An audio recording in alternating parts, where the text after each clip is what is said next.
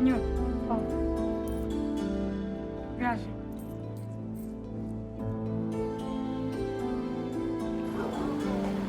Quiero una paleta. Quiero una paleta. Por favor, no he comido nada.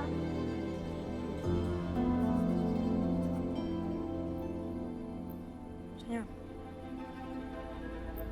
¿Dónde tú estabas?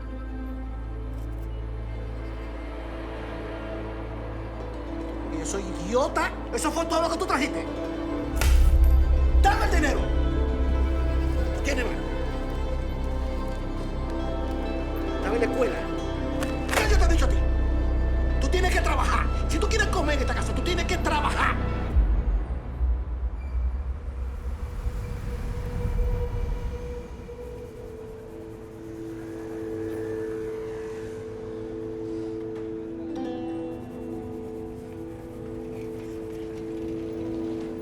Gracias, señor.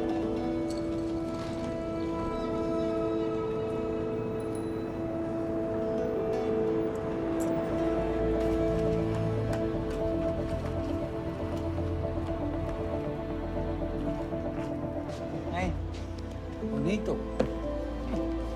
Veo que lo has leído, ¿eh? Déjame ver qué otra cosa te encuentro.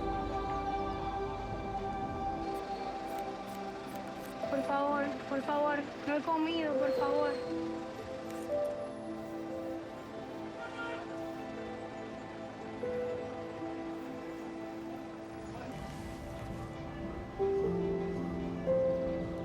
Para ti.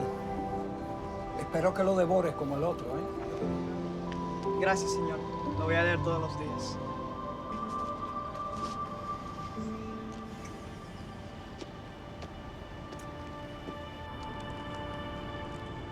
Hola, princesa. Gracias. Y verás, cuando vas al estadio, te va a encantar, yo te lo prometo.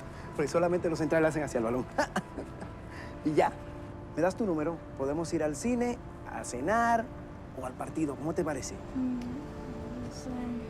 Piénsalo. Solo iríamos a cenar. ¿Vale? Como amigos. Está bien. ¿Sabes cómo te pondré? Princesa.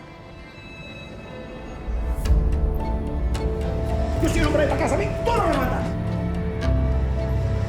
Tú tienes que trabajar, tú no has entendido que tú tienes que trabajar. Porque no eres nadie. Ayuda, María. ¿Qué te hicieron ahora?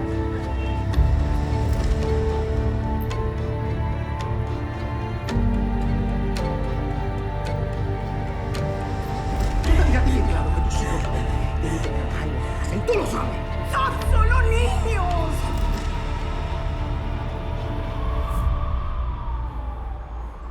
Antes de ir al cine, vamos a subir a la habitación a buscar una cosa. Yo te espero aquí afuera. Ven, no, aquí afuera no, mi amor, ven. Porque Pero- si te quedas aquí afuera te puede pasar algo. Sube. Yo me puedo quedar Va a aquí estar abajo. más segura ahí arriba, De sube. verdad. Sube.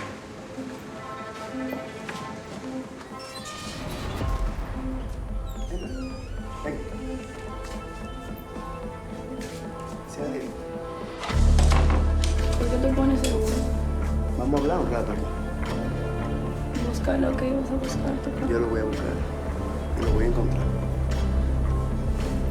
¿Qué te pasa? ¿Qué te pasa? Suéltame. ¿Qué te pasa? Suéltame. ¿Qué te pasa? No, suéltame. No te voy a soltar. Vas a estar quieta. ¿Y sabes lo que vas a hacer? Nada.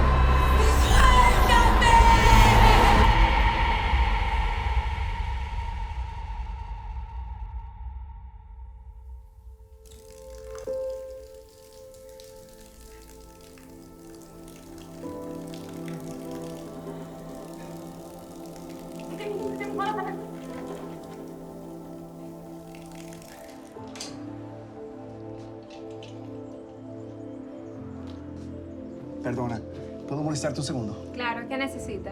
Mira, es el cumpleaños de mi sobrina. Ella es más o menos tu talla. ¿Qué crees? ¿Este le quedará? A ver. ¿Qué te parece? Hermoso. Entonces, ¿te gusta? Sí, pero solo si viene con tu número.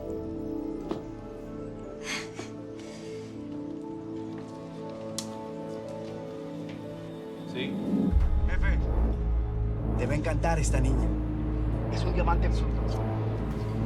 Un momento. Es mucho más joven e inocente que la última. Excelente. ¿Y el niño del que me hablaste? Lo he estado observando y el niño lo que quiere es estudiar. Mira, necesitamos más trabajadores. 2 no son suficientes. ¡Imbécil! ¡Mira para dónde vas!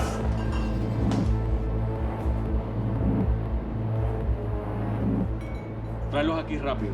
Ok. Juanito, Hey, creo que por fin encontré la manera de que puedas ir a la escuela. ¿en serio? Sí, ¿te acuerdas de mi amigo Iván?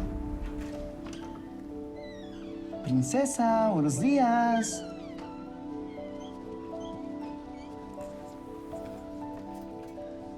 Me siento tan mal por lo que pasó anoche. Escucha, voy a buscar la forma de recompensarte.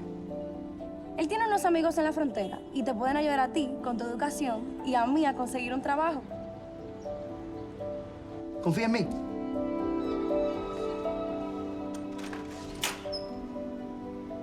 Pero, ¿qué va a pasar con mamá?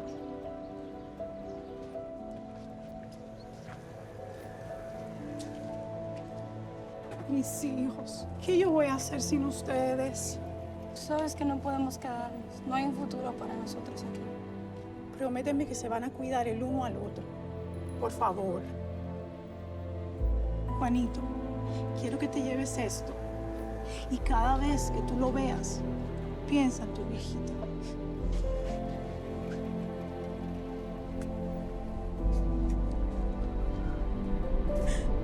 Dios me los guarde.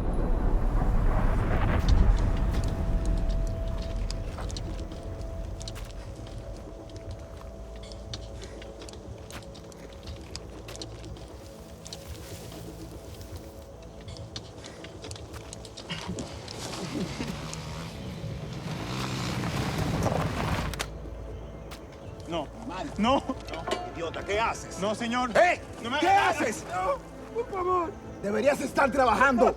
Está bien. Tú, vamos. Estoy cocinando. ¿Y a mí qué? ¿Ah? ¿A mí qué? Camina. Trabaje.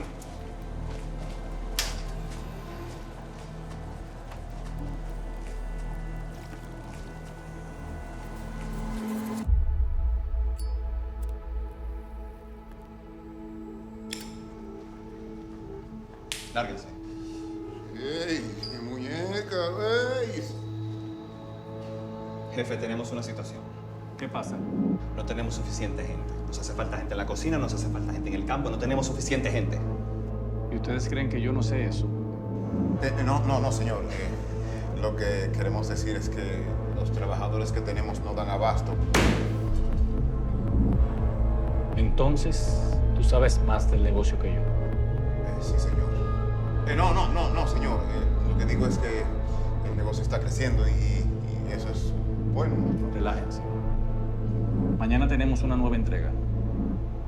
Vayan a recogerlos a la estación. Lárguense. Sí.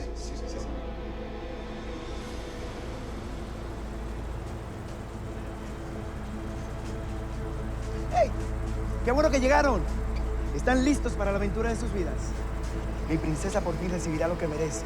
Y tú, profesor, la próxima vez que te vea serás un cerebrito. Chocolate, galletas, bombones. ¿Quieren algo? Sí, gracias.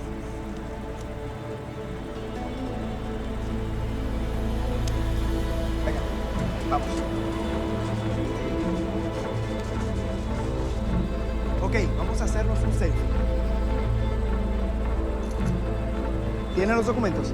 Sí, traje todo. Súbelo, vamos.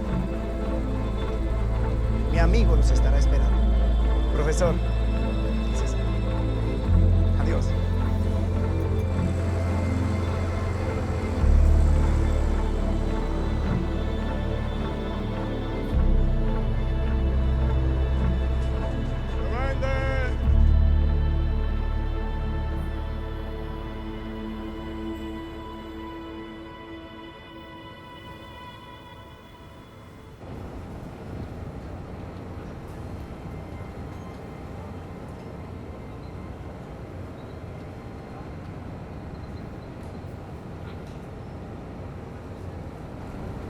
Llegó Santa. Les traje algo para... ¿Qué te pasa, Sandra? Mis hijos se fueron. ¿Cómo que se fueron? ¿Pero a dónde? ¿Cuándo? Hace 2 horas se fueron a la estación. Un amigo de María los va a ayudar a encontrar una vida mejor. Un amigo de María. Mira, tranquilízate. Todo va a estar bien, ¿de acuerdo?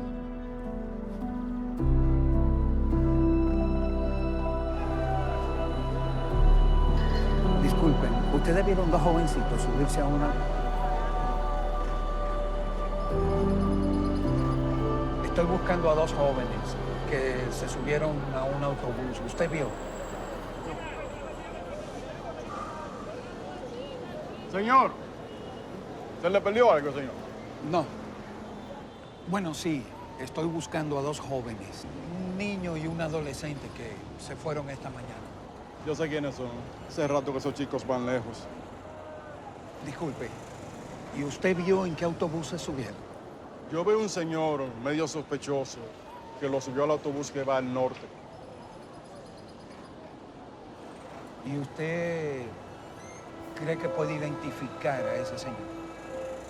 Sí.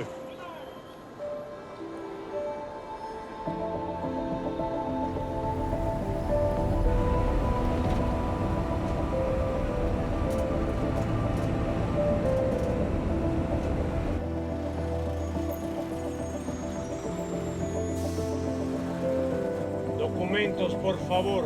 Todos los pasajeros deben mostrar sus documentos, sin excepción. ¿Hacia dónde se dirige? Vamos a donde unos amigos en el norte. Es muy joven. No, señor, yo tengo 18, mire la fecha.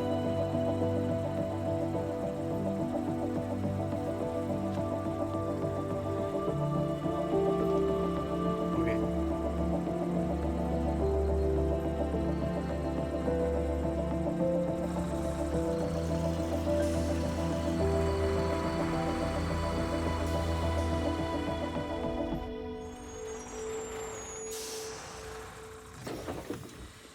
Hola, hola, ¿cómo están?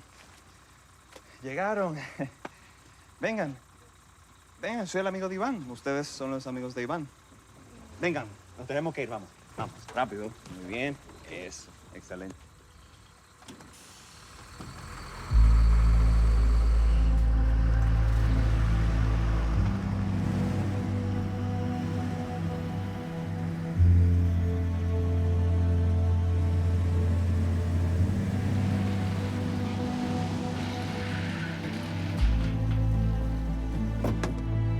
Llegamos. Bájense. ¡Vamos! ¡Vamos!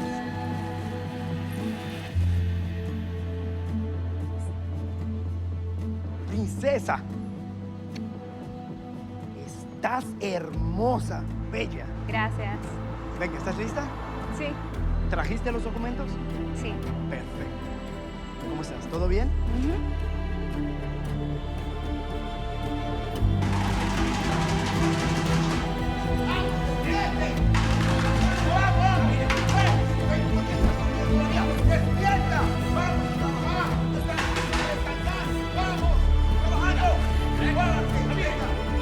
¿Lista para esta aventura?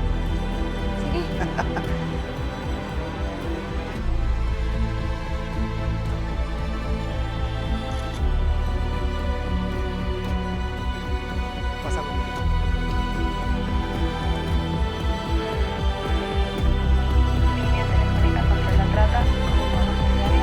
Tengo un crimen para reportar.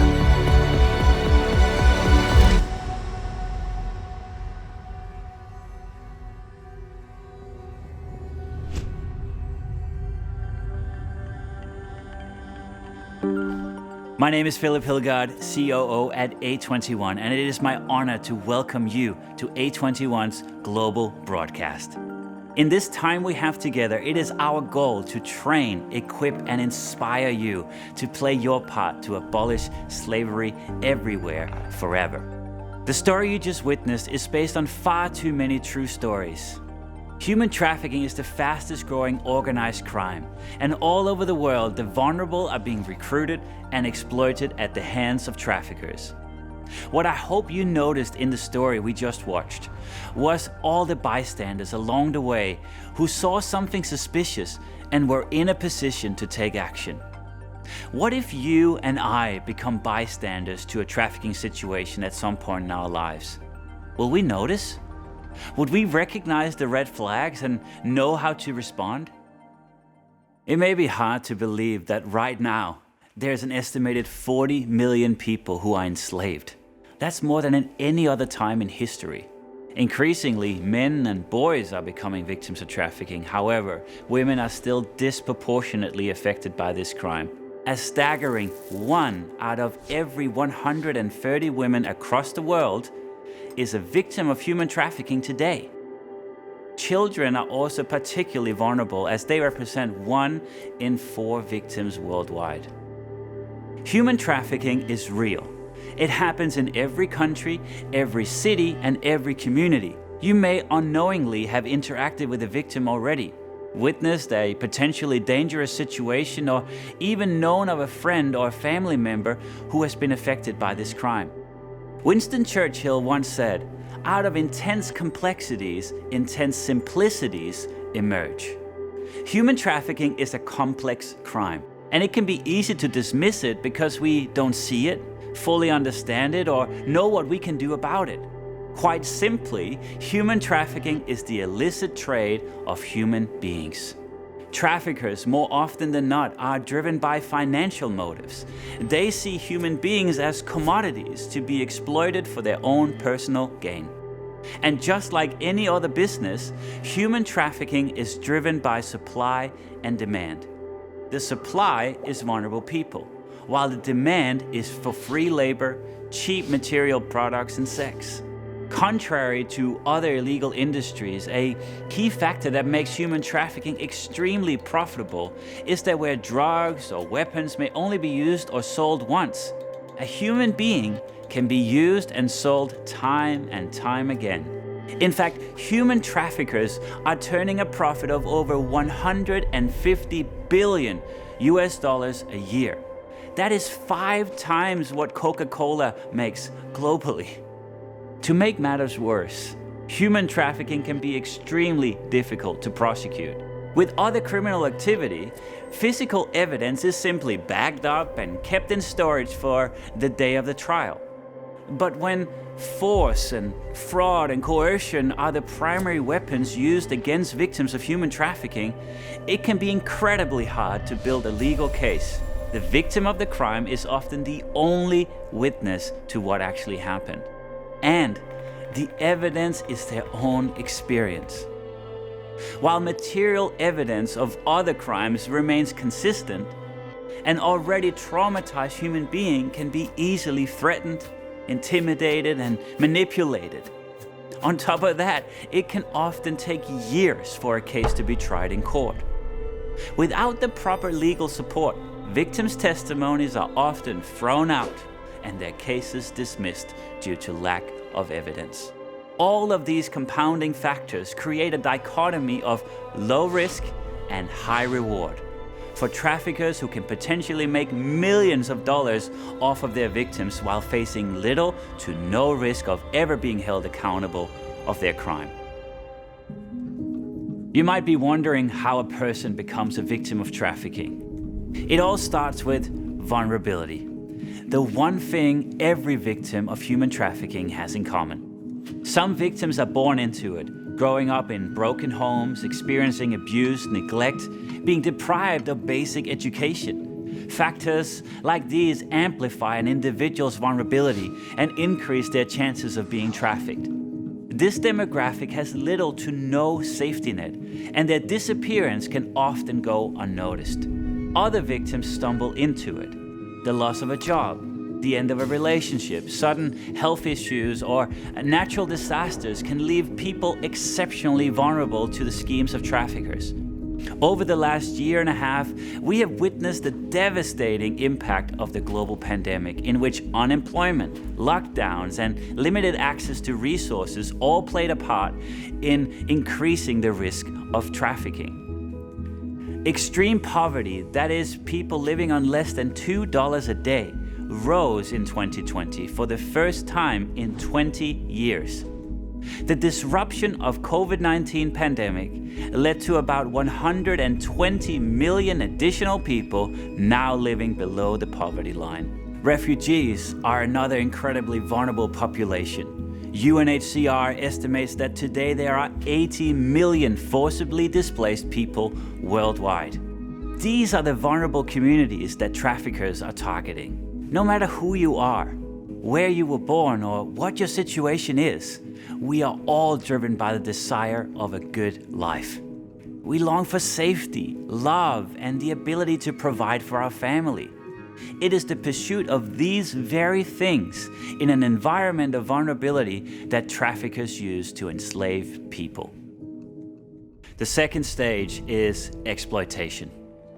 The act of taking advantage of someone or a group of people in order to profit from them. From forced labor, sexual exploitation, and forced marriage to child soldiers and domestic servitude, human trafficking can take a lot of forms, but at its core is the same abuse. Human trafficking is ruthless.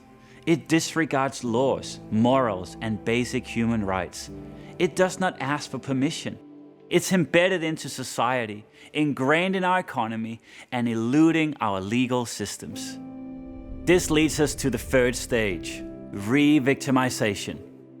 For the few victims who do escape, the journey to recovery can be long and challenging, especially without help. I've heard too many stories from survivors who came into our care, who had managed to escape their trafficking situation earlier, but didn't know where to go or what to do.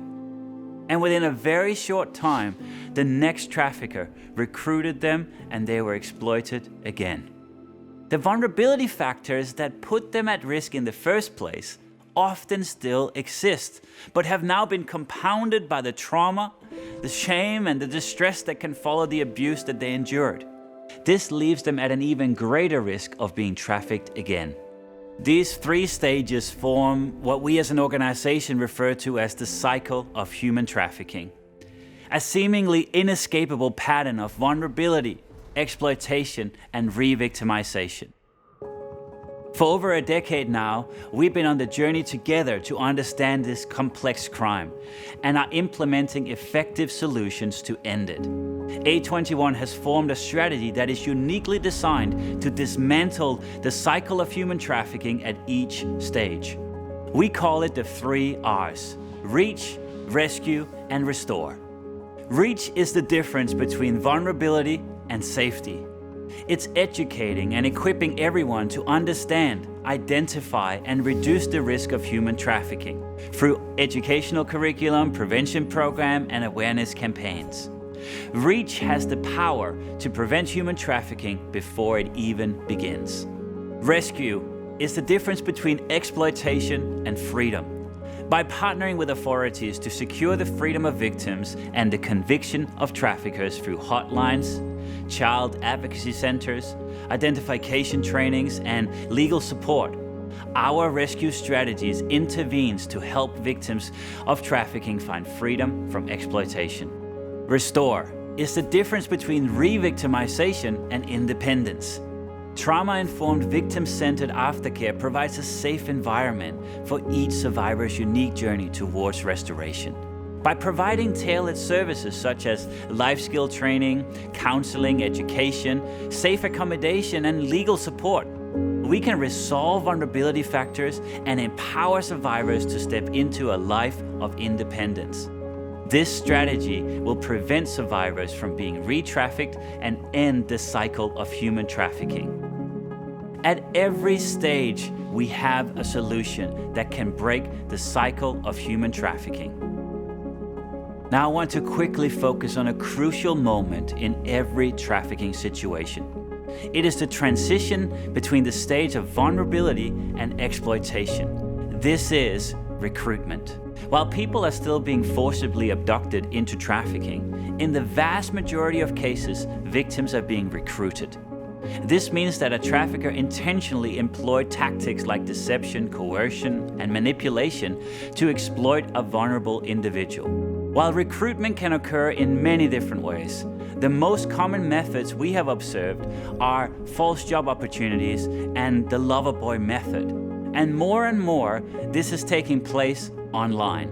Recruitment plays such a crucial role in the cycle because it's the most challenging for the trafficker, making it the best opportunity for intervention before a victim is exploited. It is in this critical phase that the trafficker has to take the risk to engage a potential victim.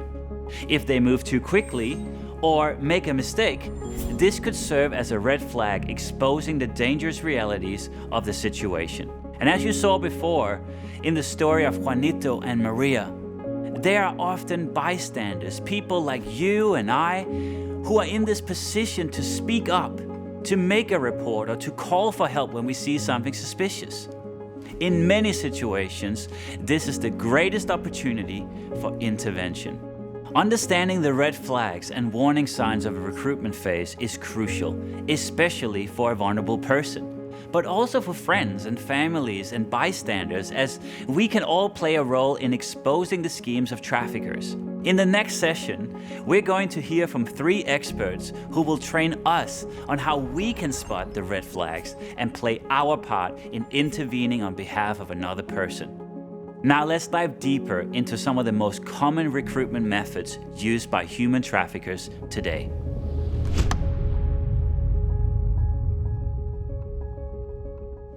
Hi, I'm Rebecca Bender. I'm the CEO and founder of the Rebecca Bender Initiative.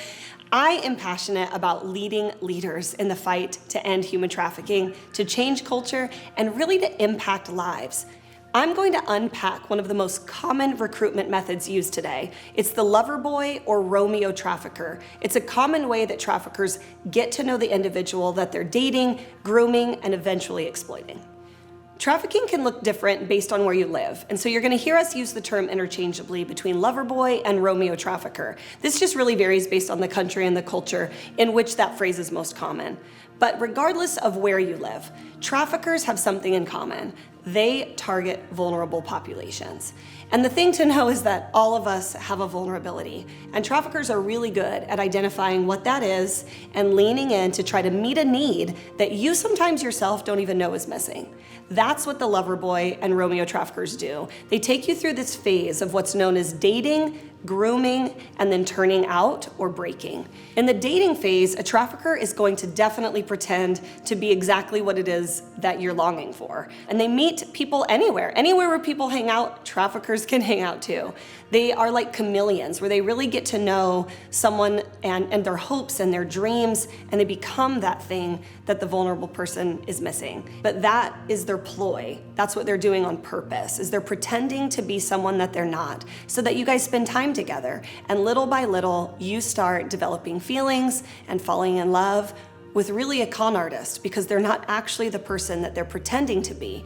Grooming can begin right during the dating phase. It's always this blurry line of where does grooming start. The thing you want to look for is when traffickers, especially those that you're in this Romeo, lover boy relationship with, that they're beginning to start pushing boundaries. Trafficking isn't you meet someone and the next day you're being trafficked. It doesn't work like that with this type of exploitation. They're very slow, they're methodical, and they begin increasing your boundaries and your trust. The final phase of this journey is going to be what's called turning out or breaking. It's kind of one and the same, and it's when a trafficker sells somebody for the very first time. It's that point in this phase where they know in their minds that they've got you, because it can be so hard emotionally and internally to know that you've crossed a line that you swore you'd never cross. You're embarrassed and you're ashamed.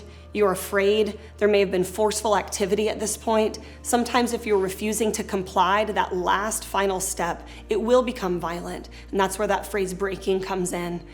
Most traffickers know that they only have to turn out a victim one time, that first time. And that's their goal, is to date and groom and get you to that final push so that they can continue to control you. While traffickers typically target younger populations, anyone can fall prey to exploitation. Some red flags to look for are someone who makes frequent trips out of town, has multiple cell phones, clearly can afford to pay lots of bills and more, but has no actual job that you could visit. Someone that's also engaging in a lot of hypersexuality or commercial sexual behavior. Keep an eye out for even desensitization and talking about and visiting various places that could potentially desensitize you to this industry. You also want to be thoughtful about any attempt to fast track a relationship. That means within a month, them falling in love and wanting you to move in with them should actually be a red flag. I think something that's really important that we need to think more of is that anytime you're in an actual healthy relationship, your circles should be getting bigger. You should be getting to know one another, each other's friends, each other's family. But anytime that someone's trying to begin isolating you, getting you away from anyone who's a form of support, beginning to pressure you, beginning to make you feel bad, beginning to make you feel like you can't be without them, any of these things are signs of a really unhealthy relationship. Not everybody who has these things are going to be a trafficker. I think it's important that we're not fueling the sensationalism around looking that everyone could be a trafficker. But just know, Loverboy and Romeo traffickers are really good at blending in as a standard relationship. That's their exact tactic, is to get the emotional attachment in with you so that they can exploit individuals. If you're getting involved in the fight against human trafficking, I just personally want to say thank you. You know, it was me showing up to my first event when I was a new survivor of trafficking, where I saw hundreds of advocates that had been fighting for girls like me, and it made a real difference in my life. I know that all of us have a level of engagement and ability to get involved that varies, and so no matter what you're doing, know that it matters, and it matters to the one.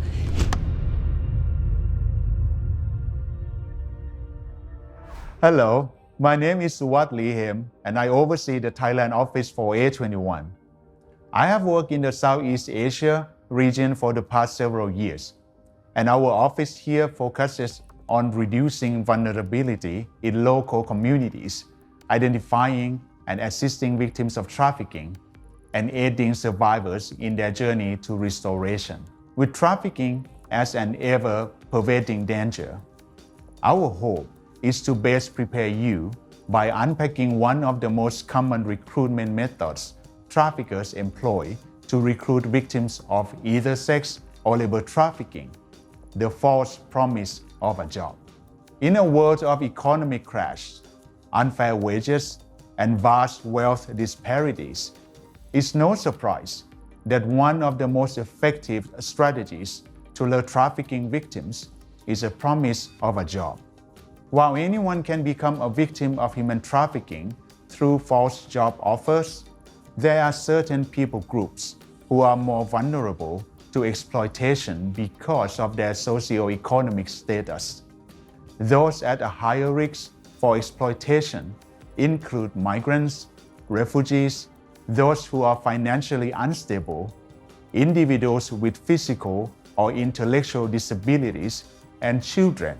Traffickers can utilize false jobs to entice individuals into both sex and labor work. But labor trafficking is a primary outcome for individuals lured into false job opportunities. Some industries have a higher risk of exploitation than others, the top industry of which to be very include technology, clothing or garment production, fishing, construction, agriculture, healthcare, hospitality, transportation, and warehousing. Now, here are some red flags that may indicate a potentially dangerous situation. If you are offered a job without a clear explanation of your work conditions, your identification documents are taken away or withheld from you, you are offered a job by a stranger, if you are forced to sleep and work in the same place as your employment, you are forced to complete tasks you didn't previously agree to, if you are not allowed to talk to your family or friends, you are treated in an aggressive manner physically or verbally, if you are not allowed to take breaks while working, you are not allowed to move freely or leave the workplace, if you do not receive adequate compensation for the work you provide. You are taken to a location in a place that is different from where you agreed to work. You are now aware of some of the key indicators of this recruitment method. But what if this type of dangerous situations could be avoided? We believe that the most effective means to safety is prevention. The following recommendations are proactive safety tips you can keep in mind while seeking employment opportunities to help protect yourself and loved ones. Be aware of the minimum wage in the country where you work. Ensure there is an employment contract in place. Detail any travel arrangements. Do not give your personal identification documents to anyone. Prepare your loved ones by notifying them of employment opportunities or travel. Know your rights. Put safeguards in place by saving your country's emergency number. Do your research and don't be afraid to report something suspicious. Find your country's human trafficking hotline number at a21.org/report. If you or someone you know is in immediate danger, contact local law enforcement or your country's emergency number.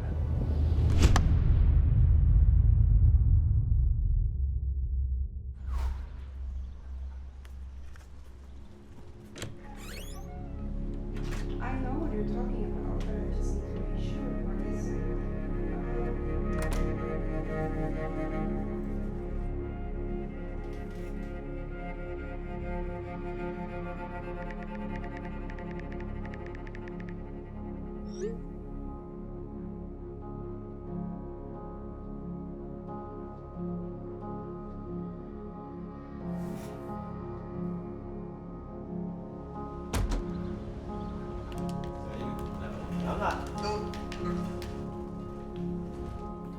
Can I play next? It's not a dance game. Got her. Yeah.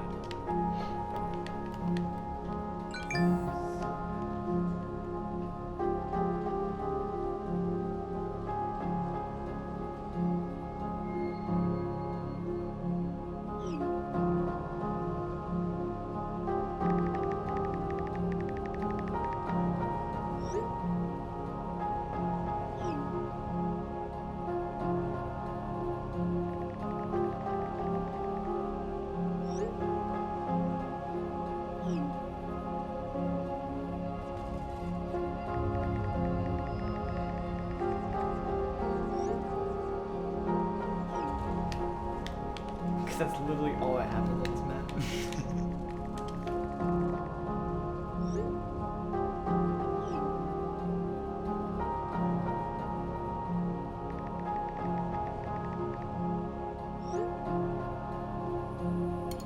What do you mean you're coming back in 2 weeks? Is that for real? I'm just tired.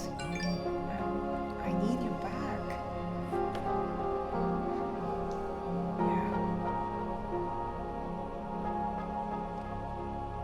I don't know. So what about your family? Okay.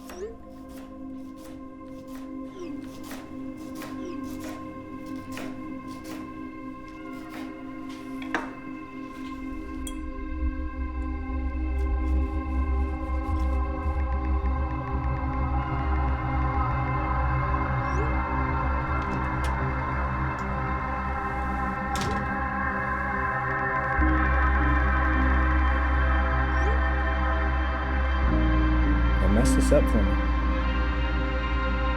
Or you'll pay for it.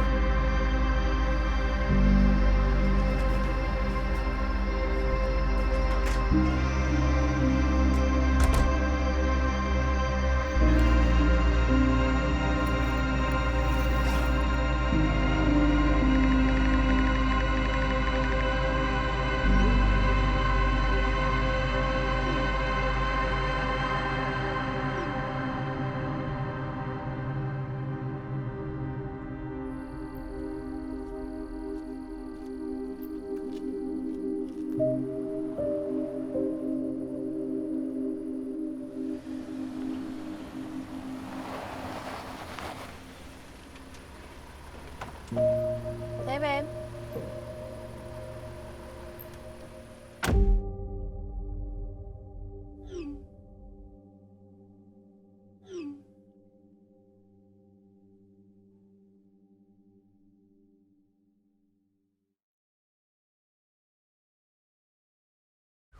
Hello, my name is Steve Grocke. I'm the chief of the Child Exploitation and Obscenity Section that is part of the Criminal Division in the Department of Justice based in Washington, D.C. Online child exploitation is obviously a subset of overall just child exploitation that can exist in the physical world, or always does exist at some level in the physical world. But with the advent of the internet 25 years ago, it obviously opened up a doorway for offenders in particular to interact with one another as well as with children in ways they simply could never do before. And then you also have child sex trafficking that more and more over the past probably 10 years has come to really be dominated by the online environment, whether it's advertisement of minors, recruitment of minors, managing them, using different, again, social media platforms or chat messaging programs.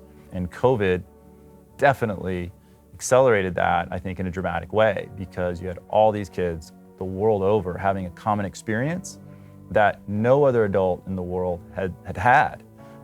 Children today, particularly young girls that are probably starting at around age 11, even younger sometimes, there are many platforms where they are sort of performance-based, where it may be TikTok, where you have self-produced, just innocent dance videos. It could be on YouTube. And in those environments, minors are really seeking to connect with other peers.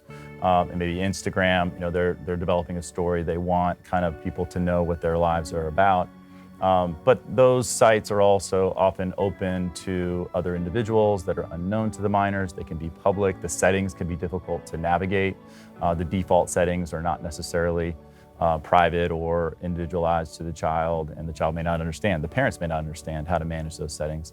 And so they're accessible to adults and potentially traffickers or other victims that may already be sort of enveloped within the trafficker's control. And then the traffickers using those individuals to recruit additional potential victims.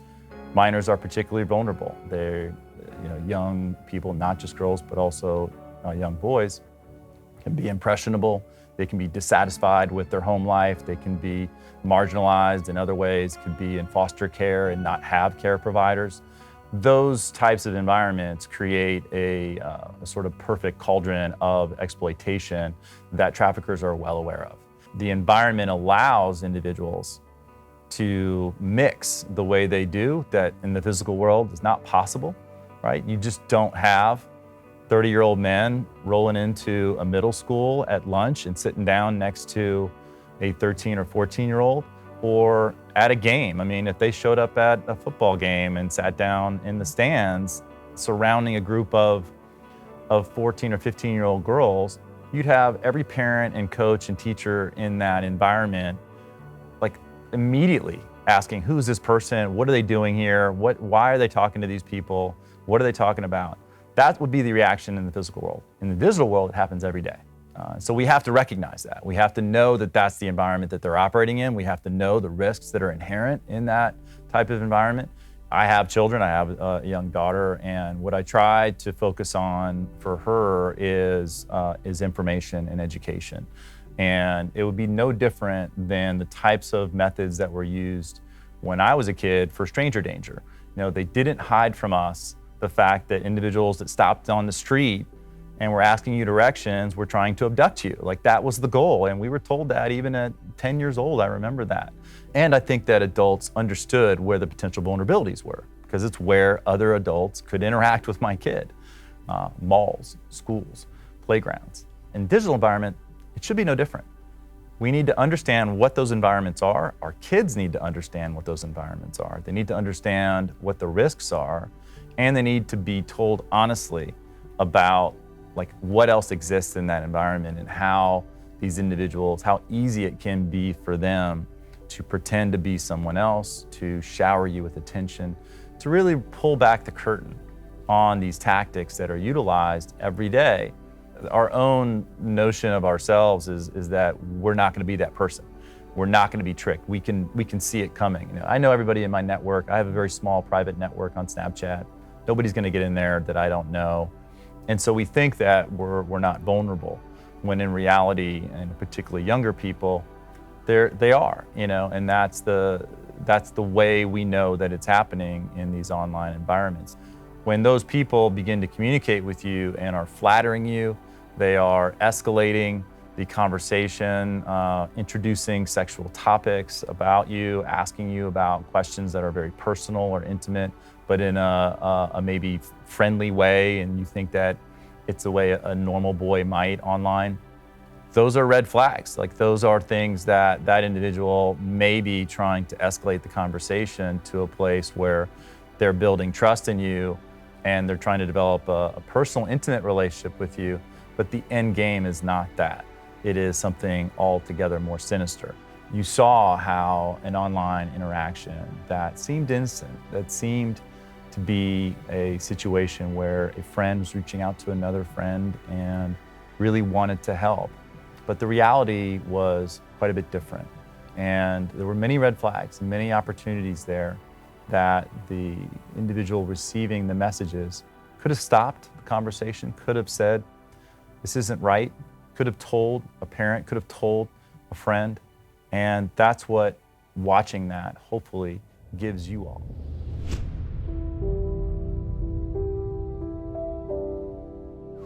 First of all, I just want to take a moment to thank you for joining me today. For over a decade now, I've been fighting this injustice alongside so many amazing people from all around the world.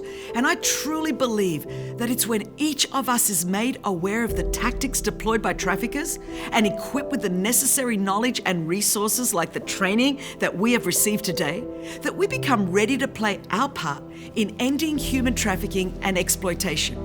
Now, throughout history, we have seen that all it takes for evil to prevail in our world is for good people to stand to the side, to simply do nothing. That without the action and intervention of ordinary people like you and I, injustice can and will continue. But the hope I found is this, that because human trafficking is man-made, it can also be man-stopped. It's easy to think that human trafficking is a problem for government agencies, for NGOs, political figures, or for professionals to solve. And while all of those are necessary, the reality is it cannot be stopped without people like you and I intervening, interrupting, or involving ourselves on behalf of another person. You see, to intervene means to come between, to stop, settle, or cause a change of course. Now, we know that if we get even 1% of people in communities around the world to care about human trafficking, we would have twice as many advocating for the end of trafficking as there are people enslaved by it. We should be outraged by the reality of what is happening in our world. Human trafficking is one of the most horrific abuses of human rights that our world has ever seen. But until our outrage is met with and backed by action, injustice will continue to prevail. Why does it persist? I believe it may be linked to a socio-psychological phenomenon known as the diffusion of responsibility. Now, simply put, when a task is placed before a group of people, there's a strong tendency for each individual to assume that someone else will take responsibility. Now, the whole world can condemn injustice, and many do, But this idea that someone else will do something is actually perpetuating this crime. It's the reason traffickers can operate in plain sight. It's the reason that many of us may encounter people in our lives who are in vulnerable situations and yet we do not engage them because we assume somebody else will. Traffickers are counting on the fact that people like you and me will look the other way or write off this issue as a problem for someone else to solve. But I'm here to tell you today that there is no someone else. There's just you and there's me. Now, believe it or not, the trajectory of another person's life could be completely altered by what you choose to do next. It's part of the human experience that our lives and stories are inexplicably and undeniably connected. Change will always require something of us, but it may be simpler than you think. It could be your decision to act, to make a call, to raise awareness in your city, and to have a conversation that could shift the trajectory of another person's life. But it's only when you and I decide to do something with what we now know that things will begin to shift. Momentum builds, change happens, one person, one story, one decision at a time. And since A21 has begun, I've seen that happen time and time again, resulting in millions of vulnerable people reached and thousands of victims identified, assisted, and restored. And what if all of us in communities all over the world decided to do something? What if we made sure that those in our neighborhoods and cities were made aware of the tactics traffickers use to recruit victims? Can you imagine how many lives and stories could be changed? Simply because you and I decided not to look away or be overwhelmed by the enormity of the problem, but instead we decided to get involved, decided to intervene on behalf of another person. The world needs us now more than ever to be a people who are united together, driven by the idea that action is the only way the world has ever and ever will change. After all, this problem is man-made, and I am convinced if anyone could, you and I are the ones who can and will abolish slavery everywhere forever. So let me leave you with this question. What could your next action mean to someone else's life?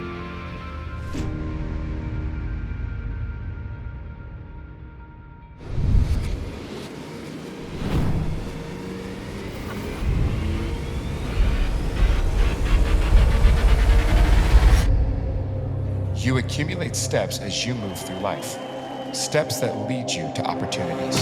Human trafficking has enslaved more people today than ever before. Freedom is a human right, but how will you use yours? We walk for the vulnerable to be protected. We walk for survivors to be restored. We walk for sisters, brothers, fathers, and mothers still waiting for freedom. We walk locally to abolish injustice globally.